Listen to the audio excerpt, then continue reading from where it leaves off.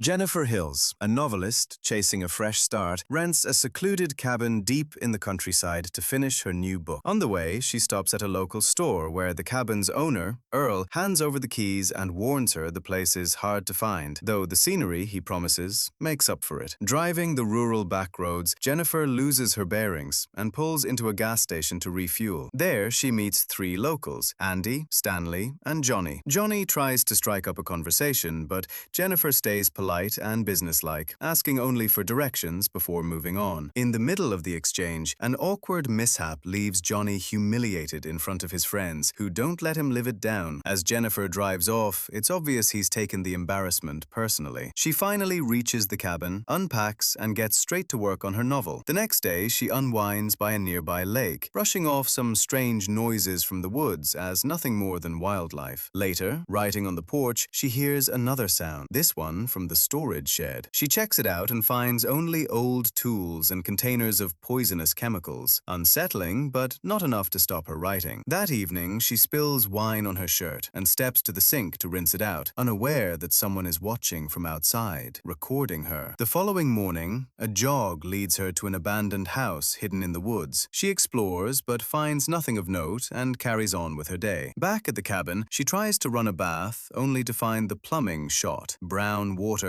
a clogged toilet. She calls a local plumber, Matthew, and while waiting for him, manages to drop her phone in the toilet and has to dry it with a hairdryer. Matthew shows up and fixes the pipes. He's clearly socially awkward, but Jennifer is grateful and thanks him warmly before he leaves. Meanwhile, in the woods, Andy, Stanley, and Johnny are goofing around while Stanley films it all on his camera. Matthew joins them. It turns out he knows the group and mentions, almost in passing, how warmly Jennifer thanked him. Johnny doesn't buy it at first, but Stanley backs up the story. Then, Stanley drops the real bombshell. He secretly filmed Jennifer at the cabin the night before. It's a blatant invasion of her privacy, and it only feeds Johnny's growing fixation. The group's jokes start taking a darker turn, hinting they're not done with her yet. That night, Jennifer hears more noises outside. A loud thump at the door turns out to be a dead bird left on her doorstep. Unsettled, she checks the property but finds no one. Back inside, she discovers someone's been on her laptop. They've left a photo of Johnny and his friends on the screen. Before she can process it, the group barges into the cabin. They crowd her, mock her writing, and turn the room hostile. Stanley keeps filming while Johnny pushes a visibly uneasy Matthew to stick around. Jennifer, frightened, tries bluffing that someone's about to arrive, but it doesn't work. The men keep pushing, pressuring her to drink against her will, mocking her all the while. Matthew stays frozen in the corner, too scared to step in. As Johnny's demands grow more unsettling, Jennifer finds herself trapped in a situation spiraling fast out of her control. The danger escalates fast when Johnny pulls a gun on Jennifer, making it brutally clear there's no way out. But when the group's attention slips for a moment, she seizes her chance, cracking a glass bottle across Andy's leg and grabbing a can of pepper spray. She blasts Stanley in the face and bolts out the door into the dark woods. Running blind through the forest, Jennifer stumbles onto the town sheriff and Earl. Sobbing and terrified, she tells them she's been attacked and pleads for help. Earl takes off, and the sheriff agrees to escort her back to check things out. But the cabin is empty by the time they arrive. Rather than believe her, the sheriff starts picking her story apart. Spotting the liquor bottles scattered around, he decides she's making it up. After all, he's known these men for years, and he's not buying that they'd do something like this. Instead of protecting her, the sheriff turns on her. When Johnny and the others show up again, he doesn't intervene. He sides with them, leaving Jennifer with no one left to turn to. Matthew, visibly sick with unease, is too frightened to push back against the group. Stanley keeps the camera rolling as Jennifer is put through a horrifying ordeal, one so casual to the sheriff that he stops to take a call from his young daughter in the middle of it, utterly unbothered. Somehow, Jennifer finds the strength to break free again and flee into the woods. The group chases her down, and she's forced through another brutal encounter before finally tearing loose once more.